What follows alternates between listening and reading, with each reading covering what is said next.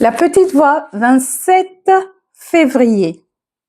Tu dois reconnaître ta liberté afin de pouvoir voler spirituellement à de grandes hauteurs. Sinon, si tu es comme un oiseau en cage qui, même lorsque la porte est grande ouverte et qu'il est libre de voler où il veut, ne remarque pas sa liberté et continue à volter dans sa cage, n'allant nulle part.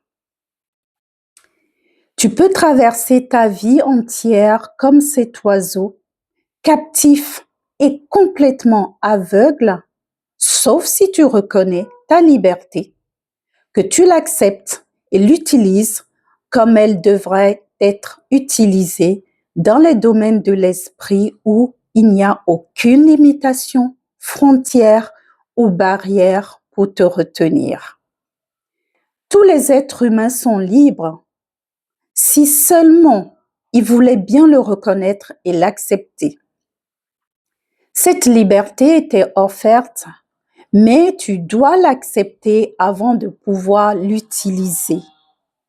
Pourquoi ne pas accepter ta liberté dès maintenant et prendre conscience que tu n'es lié à personne ni à rien et que tu peux faire tout ce que tu désires? Wow! Cela, c'est du bon.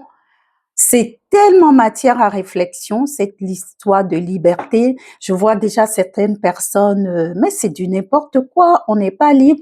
D'autres qui revendiquent la liberté, etc. C'est vraiment un bon sujet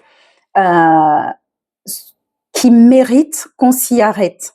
Je vais me le noter et on fera un live pour parler de liberté. Ok? Dis-moi si ça te dit. Commente. Déjà, partage avec moi comment tu te sens par rapport à la liberté.